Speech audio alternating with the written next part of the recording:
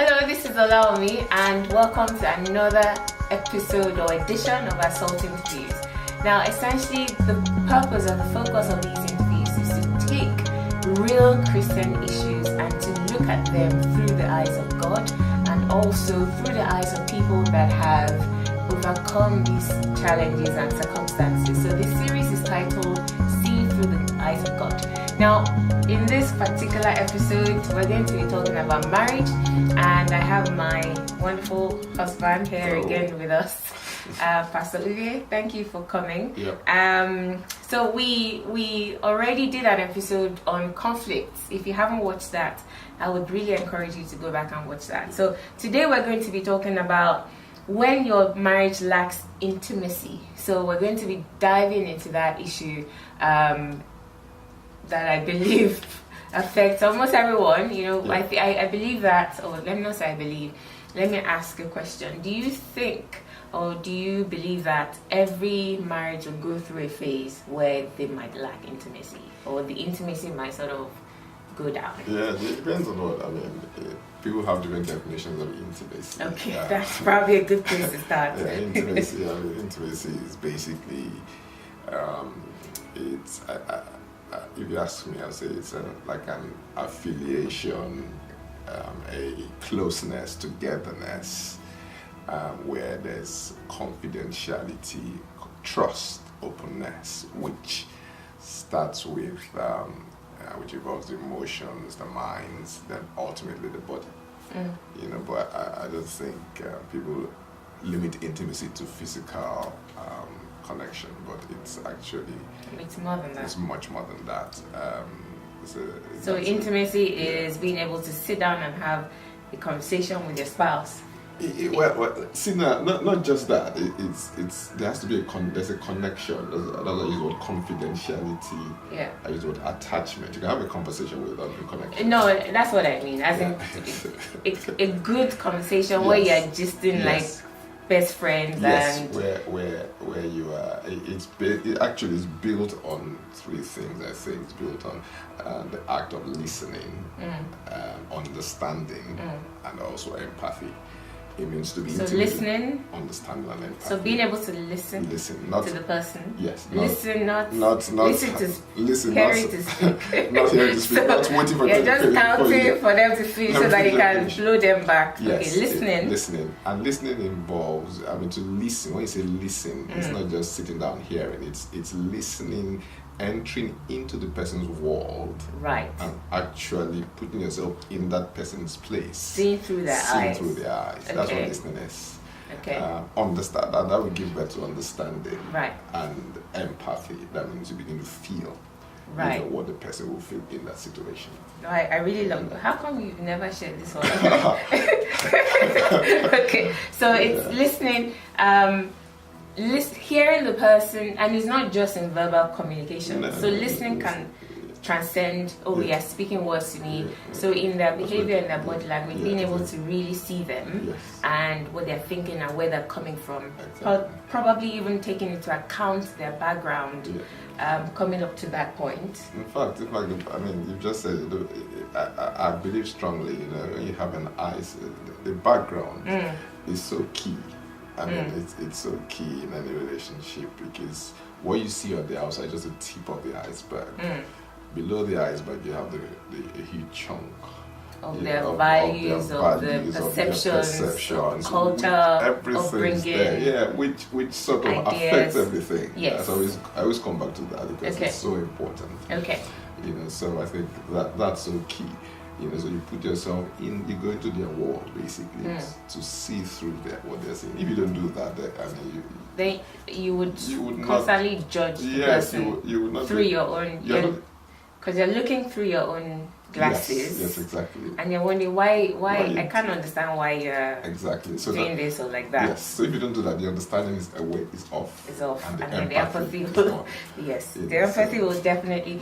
Okay, so based on that, based on what we have, so we talked about what intimacy, the three pillars that intimacy will be built on, and we've sort of defined loosely what intimacy could be. So going back to the original question, do you think that every marriage will experience it or could experience a dip. Oh yes, definitely. So going from the sort of honey, Definitely. even pre honeymoon stuff, like Definitely. the sort of dating courting, Definitely. does it go down? Yes, I think I believe so. I believe I use the story of Jesus in the marriage of Cana. Okay. Okay. And it sounds a bit deep, but there was a point where the wine was finished. Okay. So they had no wine. Yeah. So you can liken it to intimacy went dry, or the butterflies had disappeared. Yeah. And Jesus told them what to do, and of course new wine came in and all that. So I believe that's the point where growth begins to take place. But people don't understand that, and they just think the butterflies continue constantly.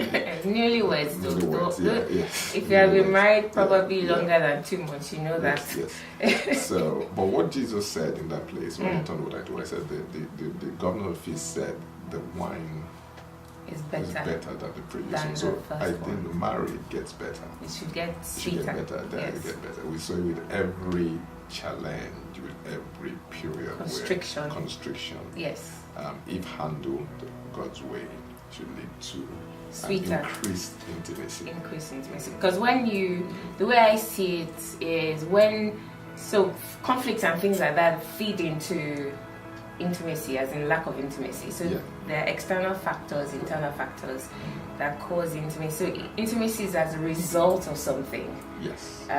So the intimacy that people have, like couples have before they get married, is as a result of that interaction. Yes, exactly. The excitement. Exactly. So intimacy is the fruit of something. Yes. So when conflicts and all those things begin to come, or external factors, maybe people from outside trying to interfere in the marriage, then the intimacy goes down. Yes. So if as a couple coming together to overcome, it's like when you watch all these like war movies, the soldiers that go into battle together, maybe one is wounded, carries him, they have a bond. Yes. Why? Because they have overcome something together. So as a result of that, the intimacy goes to another level. Exactly. So I think it's a process. I'll call it discovery.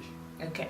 Discovery. What do you mean by that? And discovery, you begin to discover yourself. You begin to discover one another inside the marriage. Because the interesting thing is, you come to the marriage with expectations. Like I said, those expectations are based on your own perception. Yes. And the interesting thing is that sometimes you might not even know that you have some certain expectations that you're not were buried. Yeah, they're buried. So yeah, when you don't get those things done, when those things don't happen, you don't realize, was I? No. The thing about it is that there's some expectations you have naturally, but there's some that are buried until they're not met. That's when they come out. Okay. Okay. You're very traditional, or you're like this. Oh, I didn't really know I was like this. So there are those expectations that are hidden. That can cause conflicts that then lead to loss of intimacy in the marriage. Yeah, but the thing about intimacy really is, I believe understanding is key. Understanding the person, because understanding the spouse, because one of the key issues really is stress. I'll highlight here. Stress. Yes. Okay. Stress the reaction to stress, let me put it that way. When you say what do you mean, like work stress? No, not necessarily work stress. Stress in, once there's because I believe the bedrock of marriage is communication. Okay. Once there is a breach in that, there's frustration. Breach, so in communication, meaning that when marriage is almost like if you did physics, so called resonance. Yeah. Resonance, so they vibrate at the same frequency. You wonder. So once that, and it's communication that keeps that vibration going. Okay. So once there is that flow, it's out of sync, then there's frustration, and it affects other areas including intimacy. Okay. I'll explain. So it's the bedrock is understanding each other. For example, you have different personalities. You have to be able to look into your spouse and understand the person, and it comes from listening. For example, this is a study was done. Okay. Right. I'll explain this. There are 4 different reactions people have. 4 different, and you cannot. I mean, you have to know the person to be able to communicate effectively. Okay. How they react. Right. You have someone who sort of placates. So he sort of relaxes. A yes man. Okay. Very pliable. So let's put some examples here. So someone that placates, like a man that placates, for example, for the sake of peace, he doesn't want any kind of conflict. No conflict. Once the wife starts to sort of say anything like, okay, all right, I agree with you. And the danger of that is that he's getting resentful on the inside.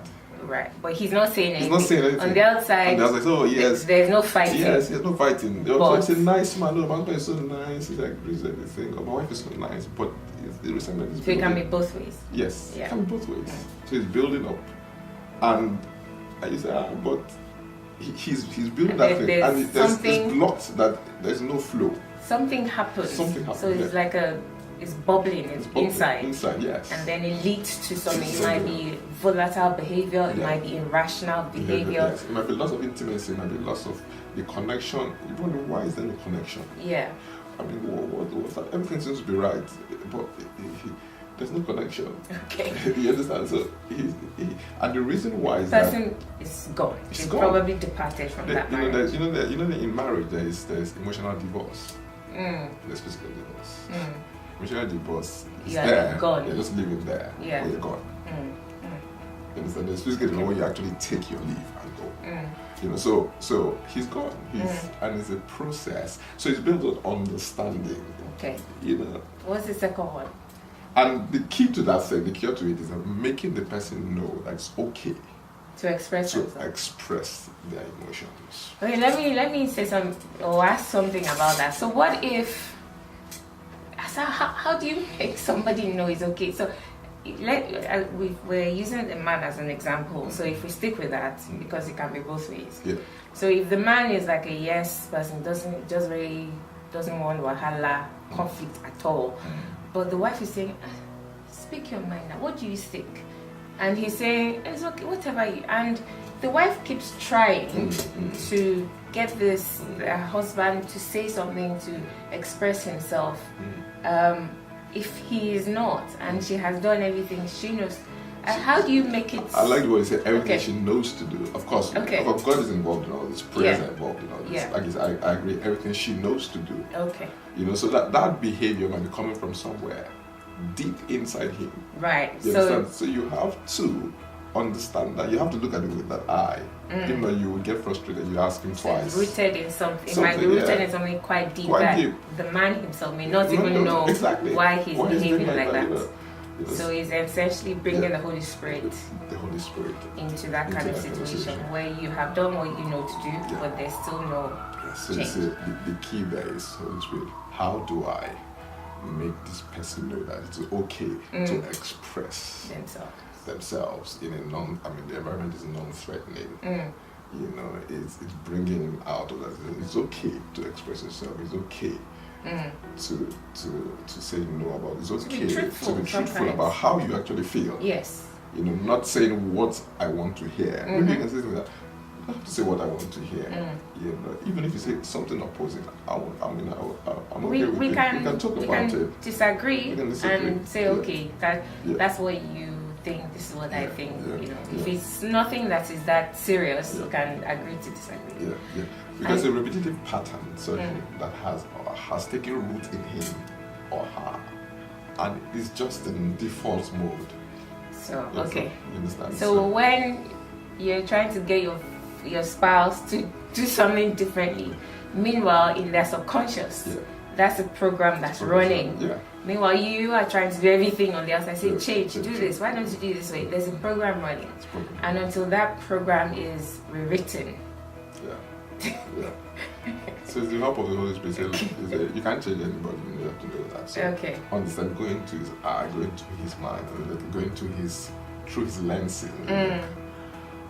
So it's okay to say, maybe previously when he utters his opinion, You shout him down, or shout her down. You shout her down, or, shout him or down. Make So fun or make fun or or mock. So it affects yes, I beg but he's getting resentful. And studies have shown that those people go into depression. Wow, okay. And sort of physical illness and all things that come with it. Okay. Right, so the second class of people are the sort of I'll call them the computers. Okay. Well calculated. You know, I don't get angry, I don't get upset. They're well calculated. You know, their emotions are not involved. You know. Not completely though. Yeah, not like completely. Yes. Generally. Yes, I don't want to. Very logical. Very logical, together, cool, calm, and collected. You know, and you know, they don't want to bring feelings into. Okay. Now I see. I see how that would affect intimacy because if the person is always talking about facts and let's lay down facts. Emotions are just like by the side. The other person that is sort of craving that emotional connection might feel that there's something missing. They might feel sort of sidelined. Exactly. Okay. And those kind of jobs, you have to pin them down, as in ask them specifically what you think about it, you feel about this particular thing. If not generally, what do you feel about it? What if somebody finds it difficult to express themselves?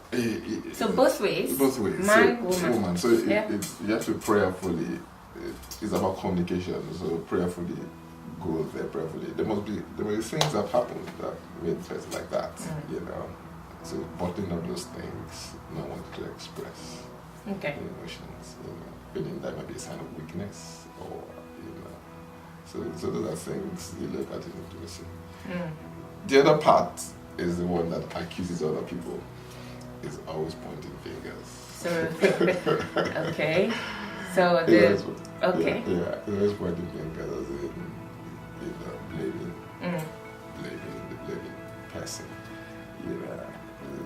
So he sort of blames everyone for the way the situation is, you know, accusing the spouse, of course. So quick to blame and judgmental. Yes. Okay, so if my spouse is constantly pointing out flaws. Is that what you mean? Yes. Accusing and saying, this is the reason why our life is like this. This is the reason why the children are like this. It's you. It is because of you or whatever. Then it is very likely that the other person will begin to withdraw because nobody likes being bashed, right? So they will begin to withdraw because they don't want that constant nagging and accusation, you know, coming. Okay, so how? Yeah, so this it's like marriage is not, you know, people say it's just a legal union. I believe it's a spiritual union, you know, in the sense that it says the husband and the wife are one, they're one flesh. And in the Christian marriage, we are united with Christ, we're one spirit with Christ. So we're united spirits, you know, and we're one flesh as well. So I believe, so is in the place of marriage, your minds are sort of you're getting to know the other person, sort of, and as a man thinks inside, so he is. So you know how the mind of that person thinks, how the person functions, how he thinks, and how that's the first stage of the intimacy, you know. So you have the spirit. So how do you develop that? Praying together, having common goals. You know, praying together, setting family goals, having the time apart from your prayers, spend time praying together, so that builds your spiritually united. Then interacting, like all the things we talked about, communicating, you know, in a non-threatening environment, that freedom, like with knowing the kind of person they are, knowing how they communicate, going to their exact mind, into their space, into their lenses, and begin to listen, understand, and then be empathetic.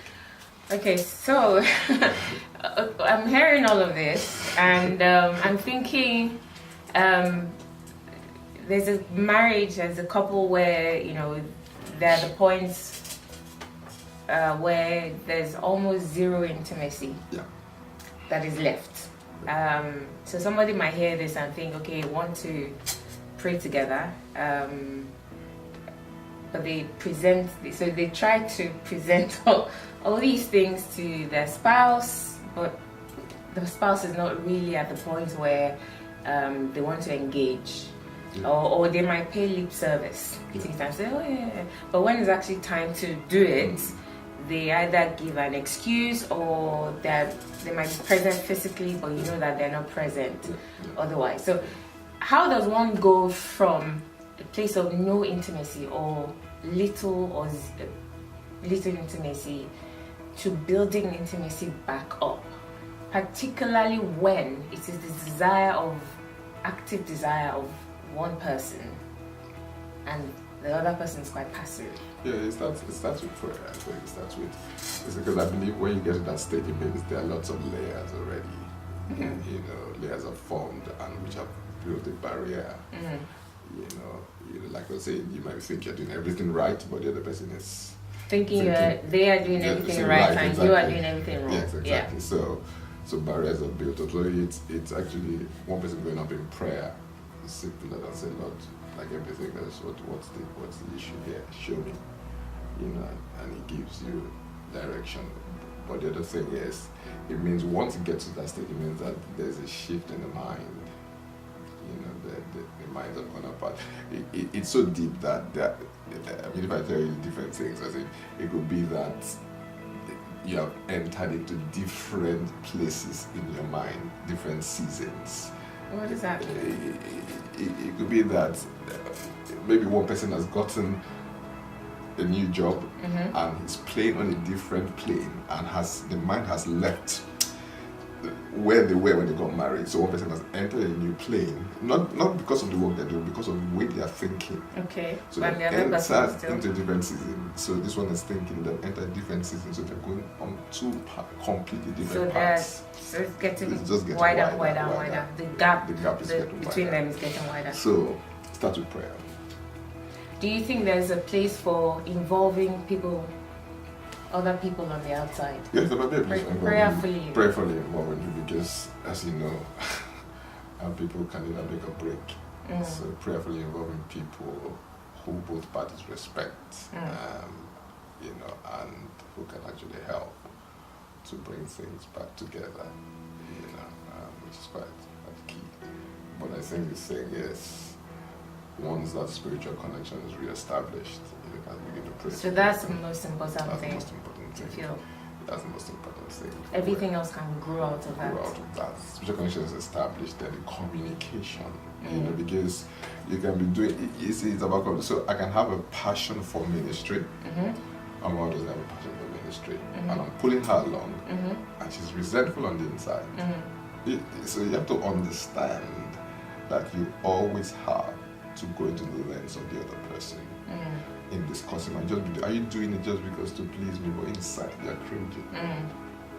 So go into the mind that freedom must be there. If not, the resentment is going to build and it will explode. And so where did this come from? I can give you examples upon examples upon examples. No, but I don't want to expose things here because these are personal things. So it's very important. The most important thing is, at every point, every decision point, listening to the other person, creating an environment where they can freely express their deep innermost thoughts is so important.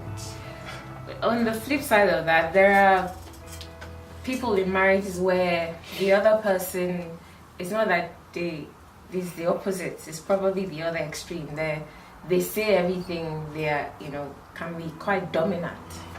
Actually, so it's not like, this person is afraid to express themselves. Very dominant, and probably, as a result of that, the spouse has cowered. Yeah, when I say expressive, I don't mean oppressive. I mean what I mean is, so yeah. if the situation, if the issue in the marriage is the other side of it, yes. Where it is as a result of the person not, constantly not wanting to, I guess it comes back, not wanting to see at all what their spouse has to say about anything. So it goes back. The other person is the one and receiving it now. Yes. So that's the same thing. Okay. But somebody takes. You don't really see everything, so it takes an experience in life sometimes to actually help you see, a spiritual experience in the eyes to see. I mean, like another couple. Yes. Or a pastor or something. Yes, to help you see. Okay. Those issues are quite deep issues. Yeah, I thinking about loss of intimacy in marriage. I don't know about every marriage, but I think it's something that is, especially in seasons. You might enter into a season where something happens and maybe it wasn't properly dealt with, and it begins to cause, it lingers and it begins to cause like a drifting apart. It might be something tiny, but because it's not properly dealt, you might apologize and say, oh, sorry, but it's still there inside and it's festering, and then things begin.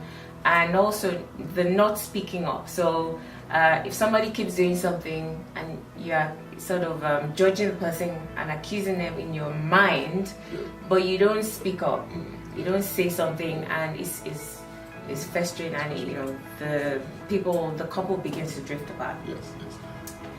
The question I was going to ask, or I think what I was going to say is, in that situation, personally, I can say that going to God has been the saving grace. Yes. This is not personal, from my own personal experience.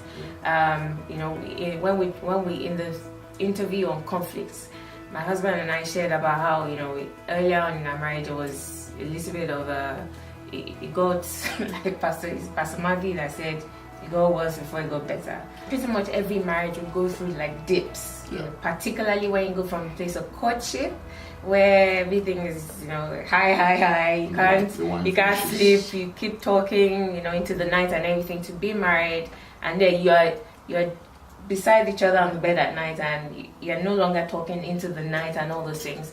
And experiencing that loss of intimacy for me, in our marriage, especially in the early part of the marriage, was the way, thinking back, the way that through my own glasses, wearing my own glasses, the way we overcame it was, first thing I remember is we agreed and we accepted the fact that there was a loss of intimacy.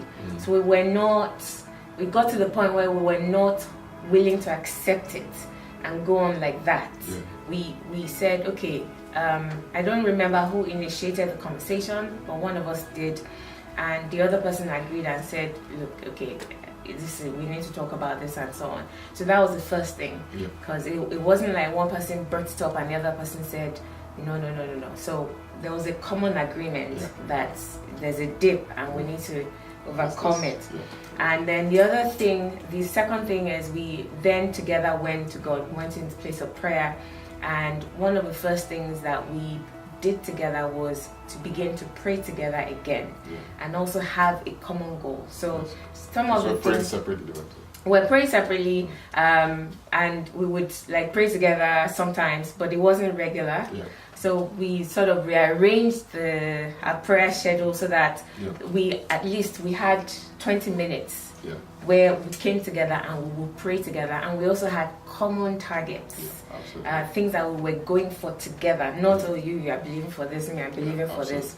That's fine, but we had a set of maybe a few things that we were praying towards together, and it was just natural. The way the intimacy was restored. That's why I know that it's actually the work of the Holy Spirit. So it wasn't like, okay, I'm going to deliberately go and do this or do that. It wasn't like a conscious thing.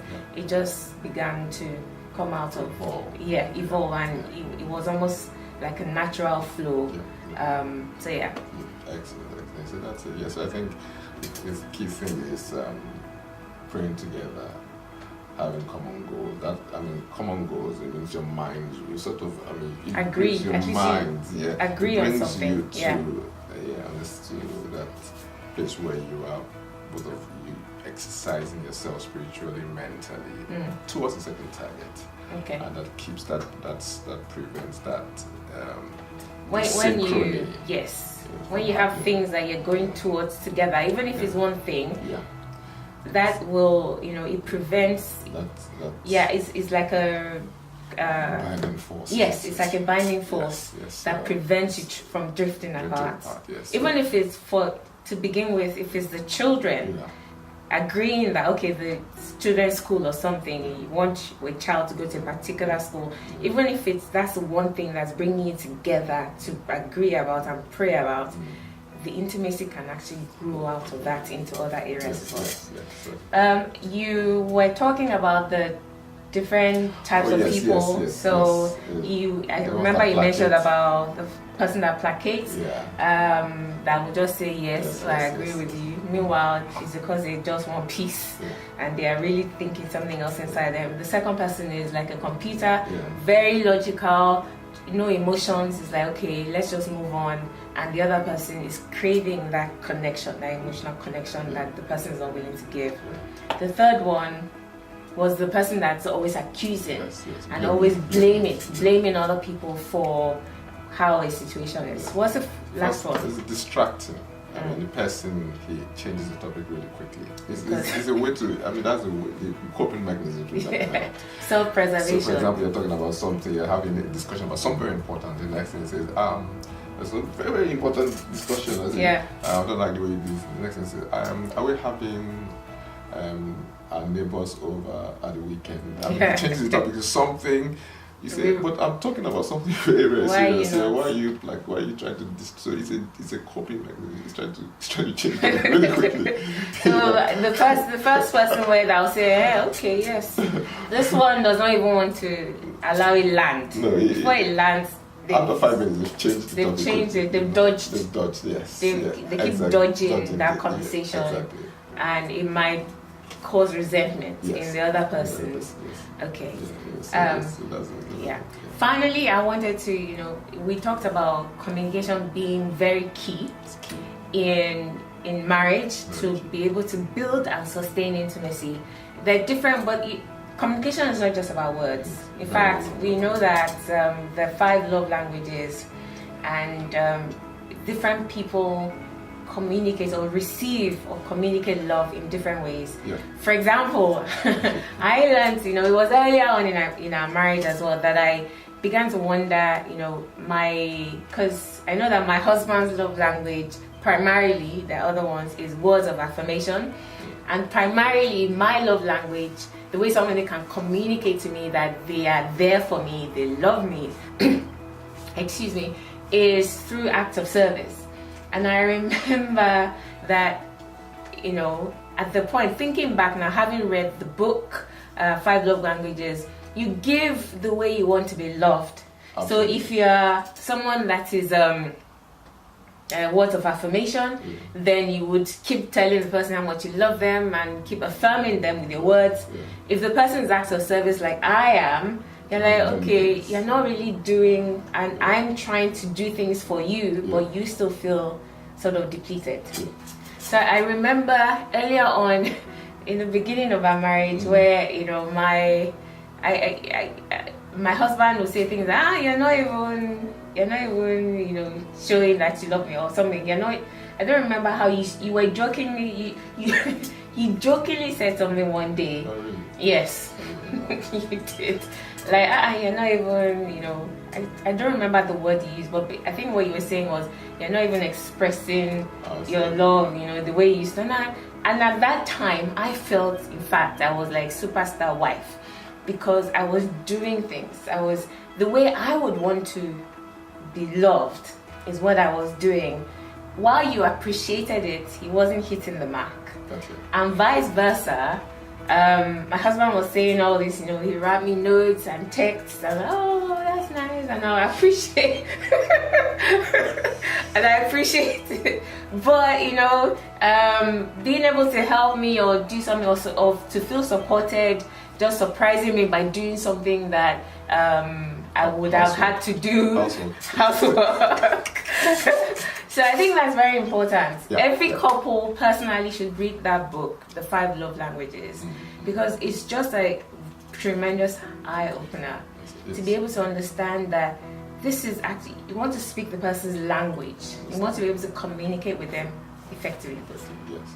I think when, like we talked about 1 Corinthians 13. Once we begin to move out of selfishness, I think that will solve 90% of marriage problems. But it's hard though. Yes, that's why you have the life of God. The love Yeah, of God. That's what agape has come in, to help Love us of do. God to help us do. Absolutely. Once you move out of selfishness, so it's Yeah. about entering into, it's listening, Understanding and showing empathy. Walking in the person's shoes. Yes. Okay, Yes. all right. I hope you have enjoyed this episode of Salt Interviews. And we will see you next time. I want to say a very big thank you to my husband for giving his time. It's a pleasure to be here. For giving his time to be part of this interview. And watch out for our next Salt interview.